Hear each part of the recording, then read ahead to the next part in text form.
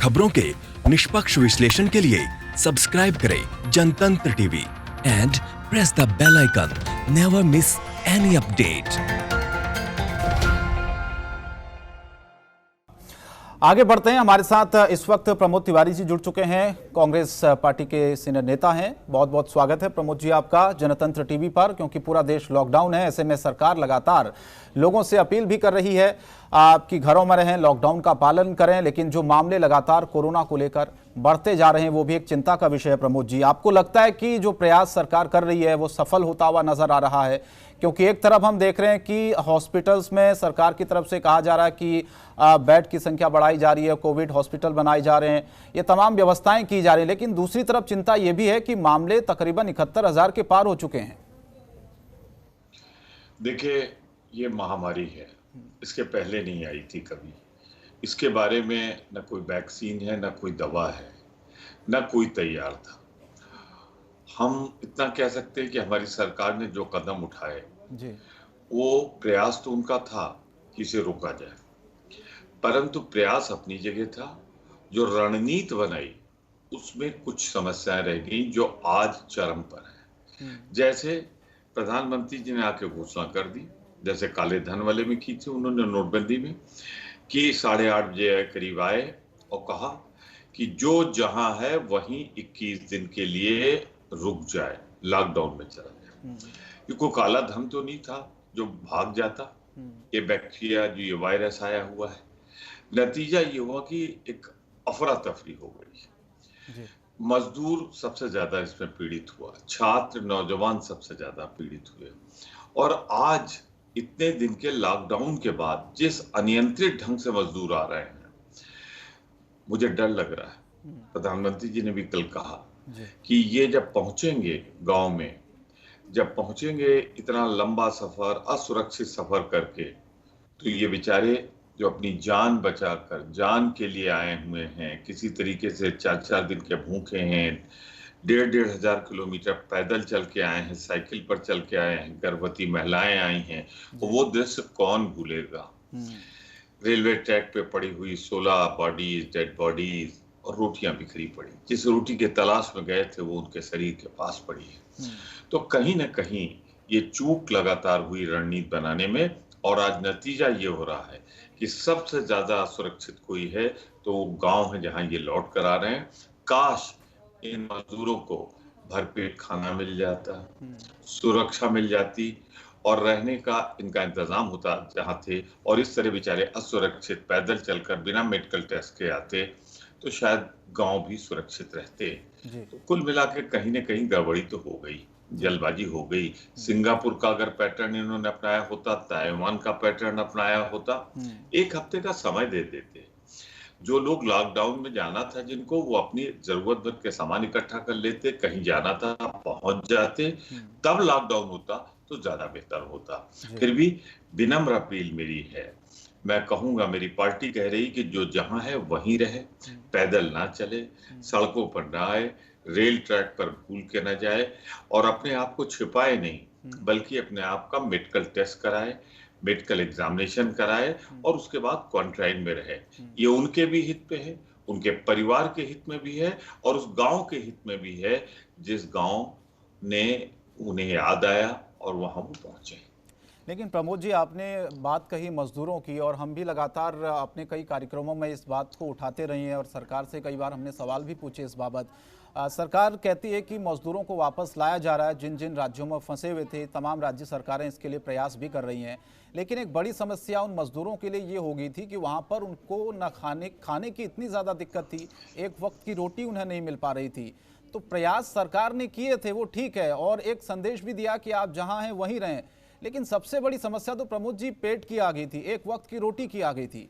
वो जब पूरी नहीं हो पाई तो मजबूरन उन्हें लौटना पड़ा। कोई पैदल चले तो पैदल चलने का हश्र हमने देखा कि कई मजदूरों की जान तक चली गई। मैं आपकी बात से 100% सहमत हूँ। सरकार ने कहा वहीं रहें, हम वहां प्रबंध करेंगे। तमाम जनसेवी संगठनों ने, तमाम एनजीओज ने, हमारी पार्टी ने, विस्तृत स्तर पर बहुत से और दलों ने किया प्रयास, लेकिन सरकार सिर्फ कहती रही, कर नहीं पाई। कहा हम भेजेंगे ट्रेन, नहीं गई। बसें भेजेंगे, नहीं गई। मैं बात कर रहा हूं गुजरात की, महाराष्ट्र की, जहां जी। लोग फंसे हुए हैं। काश, आपकी बात से मैं सहमत हूं, इन मजदूरों को सुरक्षित ढंग से दोनों टाइम का खाना मिलता। जी। इनको ये गारंटी होती कि इस तारीख को अब इनकी ट्रेन आएगी, चले जाएंगे। ये नियोजित करके बता देते, भाई तुम्हारी ट्रेन 4 तारीख को आएगी, 5 को आएगी या 6 दिन बाद आएगी, तो शायद इनको खाना मिलता रहता, भूखे नहीं रहते। जो मजदूर बता रहे हैं 3-3, 4-4 दिन के भूखे हैं। तो सरकार का फेल्यूर तो है। केंद्र सरकार ने सबसे जो गलत किया, हम उनका सहयोग कर रहे हैं, साथ दे रहे हैं। उनके यहाँ कोऑर्डिनेशन का अभाव है। वो राज्यों के साथ, ना राज्यों के साथ विश्वास पूर्वक बात कर पा रहे हैं और ना राज्यों के साथ कदम से कदम मिलाकर चल पा रहे हैं। और इसकी कीमत मजदूर को, गरीब को, नौजवानों को, छात्रों को, और ये जो वहां फंस गए थे उनको चुकानी पड़ी। कहीं ना कहीं केंद्र सरकार ने पहली भूल की, जो लॉकडाउन करने के पहले 3 घंटे 4 घंटे का समय दिया, और दूसरी भूल ये की कि दोनों प्रदेश जहां ये फंसे थे और जहां के लोग फंसे थे, वहां जो इनको समन्वयक की भूमिका निभानी चाहिए थी, केंद्र सरकार असफल रही। और इसीलिए मजदूरों को, मैं समझता हूं, अकल्पनीय दुख झेलना पड़ा। इतना दुख झेलना पड़ा कि हम शर्मिंदा हैं कि हमारा वो मजदूर जो मजबूत भारत बना रहा है, देश बना रहा है, शहर बना रहा है, आज अगर सबसे ज्यादा असुरक्षित, सबसे ज्यादा पीड़ा किसी को है तो इन मजदूरों को है। और ये बेचारे जिस तरह पैदल चल के आए हैं, अब जिन गांव में पहुंच रहे हैं, उनके मन में चिंताएं हैं। मैं तो यही कहूंगा, गांव में उनका स्वागत होना चाहिए और एक काम करना चाहिए, इनका मेडिकल टेस्ट होते रहना चाहिए। इन्हें समझाना चाहिए कि क्वारंटाइन करें। क्वारंटाइन करेंगे तो ये इनके हित में होगा, इनके परिवार के हित में होगा, गांव के हित में होगा। प्रमोद जी, और इस मजदूरों की तरह आपने सड़कों बात पर लोग कही है, मरते इसी से हैं। जुड़ा हुआ मेरा एक सवाल है। 35 श्रम कानून जो अगले 3 साल के लिए सस्पेंड कर दिए गए हैं, आपको लगता है कि ऐसे वक्त में इसकी जरूरत थी? बहुत जरूरत थी, बल्कि इन कानूनों को सख्त करने की जरूरत थी। इनमें देखिए क्या है, मजदूर, मैं आपको बताऊं, असंगठित क्षेत्र के जो मजदूर हैं, ये क्या है, ये कैसे पहुंचते हैं वहां। कोई ग्रुप का इनका लीडर होता है, गांव से जाता है, 40-50-100 को ले आता है, किसी साइट पे लगा देता है। अब अपने आप तो बेचारे पहुंच नहीं सकते, ज्यादातर गैर पढ़े लिखे हैं या उतने पढ़े लिखे नहीं हैं। तो वो जो लीडर इनको लेके गया है, उस लीडर ने सब, जो उसको आप कह सकते हैं ठेकेदार कह दें, कंट्रैक्टर कह दें, या कह दें कि इनको लेके जाने वाला नायक, वो एम्प्लॉयर को दे देता है। तो एम्प्लॉयर पे ये बाध्यता होनी चाहिए कि जिससे आपने काम लिया 10 दिन, 15 दिन, महीने भर बाद, और जब ये खत्म हो जाएगा आप फिर काम उससे लेंगे। तो इस अंतराल में 1 महीने, 2 महीने, 3 महीने उनको हर हालत में फूड, खाद्य की गारंटी देनी चाहिए थी। उनको लिविंग, जिससे वो जिंदा रह सकें, इसका भार कानून बनाकर उन पर डालना चाहिए। क्योंकि ये जो असंगठित मजदूर है, इन्हें असंगठित मजदूर कहते हैं, अनऑर्गेनाइज्ड लेबर कहते हैं, इनकी संख्या 15-20 करोड़ में है। जिस दिन ये गांव को लौट आएंगे, उस दिन शहर वीरान हो जाएंगे, निर्माण कार्य रुक जाएंगे, देश की प्रगति और विकास रुक जाएगा। इनकी सुरक्षा ज्यादा जरूरी है बनस्पत उन लोगों की सुरक्षा जिनके पास पैसा है, घर है। बिल्कुल, लेकिन सरकार ये कहती है कि ऐसी स्थिति में जब लॉकडाउन है, कामगारों की चिंता है, मजदूरों की चिंता है, और मेरा सवाल इसी से जुड़ा हुआ था कि जो 35 श्रम कानून जो अगले 3 साल के लिए सस्पेंड कर दिए गए हैं, इसको लेकर राहुल गांधी ने भी सवाल उठाया, प्रियंका गांधी ने भी, हमने देखा कि ट्वीट किया था, उन्होंने कहा कि ऐसे वक्त में इसकी ज़रूरत नहीं थी। तो इसको लेकर आप क्या सोचते हैं? मैं तो कह रहा हूं कि इन कानूनों को सशक्त बनाने की जरूरत है। मैंने तो इसमें जोड़ने की बात की है। ये तो रहें, जो मजदूरों को सुरक्षा की गारंटी दे रहे थे, वो कानून को सस्पेंड करने की जरूरत नहीं थी, बल्कि इसमें ऐड करने की जरूरत थी, जो मैं समझा नहीं पाया ठीक से, कि ये जो मजदूर हैं, आपने देखा होगा नोएडा में क्या हो रहा है, हाउसिंग प्रोजेक्ट्स हैं, वहां पे मजदूर लगे हुए हैं, 100 की तादाद में वहीं रह रहे हैं, वहीं बना रहे हैं, सड़कें हैं, साइड पे लोग लगे हुए हैं, वहां पे एक मजदूर लेके आए, सैकड़ों लोग लगे हुए हैं। ये दूसरे तीसरे प्रदेशों में जाके इस तरह काम कर रहे हैं। अब इनको आपने लॉकडाउन में कर दिया। लॉकडाउन किसमें, उनके पास तो रहने की भी जगह नहीं है, एक कमरे में 8, 12, 16 लोग रह रहे हैं, और चलो वो भी निभा लिया इन्होंने। पर इनको जो खाने को नहीं मिल रहा है, 2-2 3-3 दिन भूखे हैं, मैं समझता हूं श्रम कानून में परिवर्तन करके इनको गारंटी फॉर फूड देना चाहिए था, गारंटी ऑफ फूड होनी चाहिए थी, और ये जिम्मेदारी जो टेम्परेरी एम्प्लॉयर है उसकी होनी चाहिए थी। लेकिन इन्होंने उल्टा कर दिया, जो मजदूरों के हित जिन कानून में थे उनको सस्पेंड कर दिया। मैं मानता हूं ये अनुचित है, गलत है, आपके चैनल ने इसे उठाया है, इसके लिए मैं आपको बधाई देता हूं। लेकिन प्रमोद जी, हम लगातार बयान भी देखते थे और कांग्रेस पार्टी ने भी कई सारे सवाल उठाए, लेकिन रोजगार को लेकर एक बड़ी समस्या इस वक्त पैदा हो गई है। एक जो सेक्टर है एमएसएमई सेक्टर, जो एक रोजगार का बड़ा जरिया है और देश की अर्थव्यवस्था की रीढ़ भी उसे कहा जाता है, उस सेक्टर पर इस वक्त सबसे बड़ी मार पड़ती हुई नजर आ रही है। इसे आप कैसे देख रहे हैं? देखिए, ये मेरे आंकड़े नहीं, ये भारत सरकार के आंकड़े, जो भारत सरकार की एजेंसी जो सांख्यिकी आयोग है उसकी, कि 2019 में 45 साल की सबसे बड़ी बेरोजगारी रही, उसको नजरअंदाज कर दिया जाता है, दूसरे मुद्दे उठा लिए जाते हैं। दूसरा, पिछले 5-6 सालों में ये हो रहा है, ये मेरे आंकड़े नहीं है, मैं जो दे रहा हूं, कि सारी संपत्ति का एक बहुत बड़ा हिस्सा 52-53 घरानों में सिमट आया है। कुछ मुट्ठी भर पूंजीपतियों के हाथ में देश की सारी संपदा चली गई है। ये जो हो रहा है ये गलत शुरुआत है, और इसकी वजह से आप देखें अनएम्प्लॉयमेंट बढ़ रहा है। अनएम्प्लॉयमेंट बढ़ रहा है, ये सिर्फ विरोध पक्ष में बैठ के हम नहीं कह रहे हैं, ये तो इनका सांख्यिकी आयोग कह रहा है। ये भी कि संपत्ति चंद मुट्ठी भर घरानों में सीमित हो गई है, वो भी मजदूरों के हित पर कुठाराघात है, मजदूरों के हित को सुरक्षित नहीं कर पा रहा है। और मैं ये मानता हूं कि ये सरकार की सबसे बड़ी नाकामयाबी है कि गरीब और गरीब हुआ, अमीर और अमीर हुए। अमीरों में भी 2 लेयर हो गई, एक मध्यम श्रेणी वाली, जो अपर श्रेणी का था, कुछ घराने, मुट्ठी भर घराने, उन्होंने सब निगल लिया। तो ये इस सरकार के श्रम नीति की, अर्थ नीति की और कुल मिलाकर इनकी नीति की असफलता है, जिससे भारत 2 टुकड़ों में बढ़ गया, एक अति अमीर, बहुत बड़े अमीर घराने, और दूसरा गरीबों की बढ़ती तादाद इस देश में। ये विनाशकारी है, भारत के लिए अशुभ संकेत है, आबादी के लिए अशुभ संकेत है, और उसका परिणाम हम सड़कों पर चलते हुए, एक बच्चे को गोद में उठाए हुए, दूसरा पेट में, औरतों को जब देखते हैं तो मानवता का सर सर से झुक जाता है।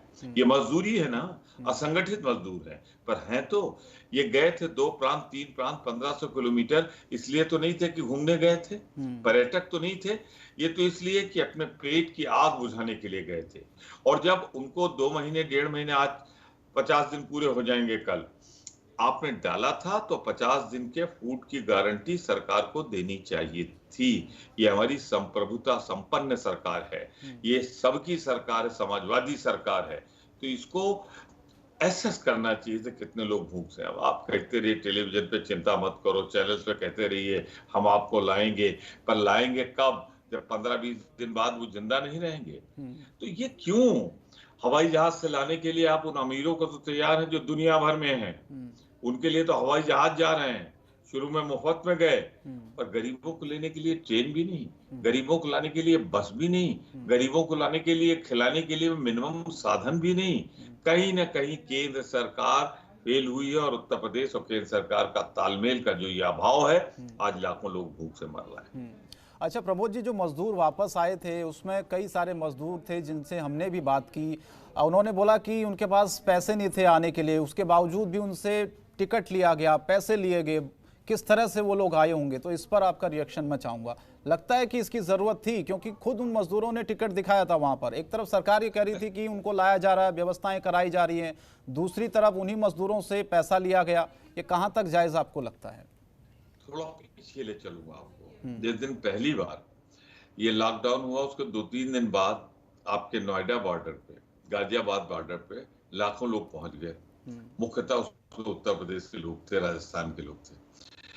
उनको बसेज ये कह के दी गई कि ये फ्री है, वहीं लोगों ने टिकट दिखाए थे कि इस पे किराया चार्ज किया गया है। आपके चैनल के कैमरे के सामने दिखा रहे हैं, ये देखिए हम पैसा दे के आ रहे हैं। क्या है ये? तो जो झूठ, कितना बड़ा झूठ बोलोगे, वो सरकार जब झूठ बोलती है तो तकलीफ होती है, पीड़ा होती है। ये सच्चाई है कि जो ट्रेनों से आ रहे हैं वो पैसा दे के आ रहे हैं, जो बसों से आए वो पैसा दे के आए, और तो छोड़ दीजिए जो ट्रक की छतों पे आए, टैंकर के अंदर बैठ कर आए, टेम्पो से आए, 1200 किलोमीटर 4 गुना 5 गुना पैसा दे के आए। जी। इसी तो मैं कहता हूँ, टोटल कंफ्यूजन। कहीं ना कहीं केंद्र सरकार और प्रदेश सरकार के बीच संपर्क टूटा है, आपस में सामंजस्य टूटा है, और पूरी तरह अगर कोई उसका शिकार हुआ है तो ये मजदूर हुआ है, वो आदमी जो जाके वहां फंस गया था। छात्र हुए हैं, छात्राएं हुई हैं। कभी सोचा जो पेइंग गेस्ट के तरह या छोटे छोटे हॉस्टल्स में जी। 1 महीने के लिए, 2 महीने के लिए पैसा लेके बच्चे रहते हैं, स्कूली छात्र रहते हैं, जो कोटा में फंस गए थे, आखिर उनको निकलने के लिए अगर 1 हफ्ते समय ये दे देते और 1 हफ्ते बाद लॉकडाउन करते तो ये देश बच जाता, इस देश के नौजवान बच जाते, इस देश का छात्र बच जाता, मजदूर बच जाते, बहुत सी जानें बच जाती। लोग 1500 किलोमीटर पैदल न चलते, 4-5 दिन में या वहां रुकते या अपने ठिकाने गांव पे पहुंच जाते। चला देनी चाहिए थी ट्रेनें उस समय, इंतजाम करना चाहिए था, और जो आना चाहता उसे पहुंचाना चाहिए था। हमारी सरकार पूरी तरह असफल साबित हुई है। हम अब भी सरकार को पूरा समर्थन देंगे, जो कदम वो मजदूरों के हित में उठाएंगे हम पूरी ताकत से मदद करेंगे। लॉकडाउन का समर्थन करता हूं मैं, और मैं चाहता हूं कि कोई भी सड़क से और रेलवे ट्रैक से ना आए, इंतजार करे जब उत्तर प्रदेश सरकार या अन्य सरकारें साधन भेजें उसी से आए, रास्ते में इस तरह पैदल चल के ना आए। ये मैं उनसे अपील भी करता हूं, लेकिन ये जिम्मेदारी भी है कि जब तक आपकी ट्रेन बस ना पहुंचे, कम से कम उनके पेट में दाना पहुंचता रहे, अनाज पहुंचता रहे। ये जिम्मेदारी हमारी सरकारों की है। नहीं, हमने भी कई सारे बयान देखे प्रमोद जी। वो कहते हैं कि इस पर विपक्ष को राजनीति नहीं करनी चाहिए, तो ऐसा वक्त है कि सबको मिलकर एक साथ लड़ना है इस महामारी से। मैं आपसे एक चीज स्पष्ट कहता हूं, अगर आप सवाल पूछे मुझसे कि क्या मजदूरों से पैसा लिया गया, तो क्या मैं ये जवाब दे दूं कि नहीं लिया गया? जब लिया गया मैं सच बोल रहा हूं। ये भी सच है कि 3-3, 4-4 दिन से भूखे हैं मजदूर जो पैदल चल के आ रहे हैं, वो भी सच है। तो अगर सच कहना राजनीति है तो हम गर्व से कहते हैं मजदूरों की आवाज हम उठाते रहेंगे। जो 3 दिन से जिन्हें खाना नहीं मिला है, अगर वो कहेंगे तो हम उनके साथ खड़े रहेंगे। नौजवानों के साथ हम आपको खड़े मिलेंगे। हम राजनीति नहीं कर रहे हैं, राजनीति तो वो लोग कर रहे हैं जो आ जाते हैं, बड़े बड़े पदों पे बैठे हुए लोग घंटी बजवा रहे हैं, दिखवा रहे हैं, दीपक दिखवा रहे हैं, टार्च की रोशनी दिखवा रहे हैं, लेकिन पेट की आग नहीं दिखा रहे हैं। उनकी जिम्मेदारी है कि वो उन भूखों तक खाना पहुंचाएं, सरकार उनकी है। आम आदमी तो लॉकडाउन के अंदर घर में बैठा, वो चाहे भी तो नहीं मदद कर सकता। ये सरकार की जिम्मेदारी थी, और केंद्र और हमारे प्रदेश की सरकार इस मामले में सफल नहीं रही है। अगर इसे राजनीति कहा जा रहा है, कहा जाए। हम तो अपील कर रहे हैं कि लॉकडाउन का पालन हो, हम तो अपील कर रहे हैं सड़कों से चल के लोग ना आए, हम तो अपील कर रहे हैं कि रेलवे ट्रैक पे लोग ना चले, हम तो सरकार कब की मदद कर रहे हैं। पर उन भूखों की आवाज भी तो उठानी पड़ेगी जो 5-5 दिन से भूखे हैं। ट्रैक पे कट के जो 16 लोग मरे हैं, उनकी आवाज भी उठाना तो हमारी जिम्मेदारी है। क्या हम सर से आंखें मूंद लें? हम नहीं मूंद सकते। हम कहेंगे कि इससे बचाओ हमारे देश को। जो करोड़ों करोड़ मजदूर है, असंगठित मजदूर है, संगठित मजदूर है, मेहरबानी करके उसकी सुरक्षा करो, उसे पेट भर खाना दो। एक चीज बताइए, एक आखिरी सवाल प्रमोद जी है, संक्षेप में मैं जवाब पेट भर चाहूंगा। खाना खाने तो गए थे, खाना मिलता तो क्यों पैदल चलते? उत्तर प्रदेश का ही मैं जिक्र कर लेता हूं। उत्तर प्रदेश में आपको लग रहा है कि किसानों के लिए सरकार ने प्रयास किए? क्योंकि मंडियों के बाहर भी हम देख रहे थे कि बहुत लंबी लंबी लाइनें लगी, उस वक्त हमने देखा किसान बहुत परेशान रहा। देखिए, किसान को पहले तो परमिशन नहीं दी फसल काटने की। फसल काटने के बाद किसी तरह किसान ले आया, कायदे से किसान खेत में उसे सोशल डिस्टेंस मेंटेन करते हुए उसकी फसल कटने देना चाहिए थी। मैं फिर थोड़ा पीछे जा रहा हूँ। अगर ये मजदूर आ गए होते उससे 1 हफ्ते 5 दिन के टाइम में, तो उनको सबको काम भी मिल जाता, फसल काटने में उनको काफी पैसा मिल जाता, अनाज मिल जाता। चलिए, काट लिया उन्होंने, मौसम खराब है, वो मंडी में ले जा रहे हैं, खरीदने वाला कोई नहीं है, बिचौलिया औने पौने दाम पर खरीद रहा है। तमाम चैनल तो बहुत सरकार के करीब दिखा रहे हैं कि 2 रुपए पे शिमला मिर्च सड़कों पे फेंकी जा रही है, सब्जियां सड़कों पे फेंकी जा रही हैं। सरकार किसान को उचित दाम दिलाने में असफल साबित हुई। ठीक, बहुत बहुत धन्यवाद प्रमोद जी। वक्त कम है, इस चर्चा को यहीं विराम देना होगा। शुक्रिया, आपने वक्त दिया हमें।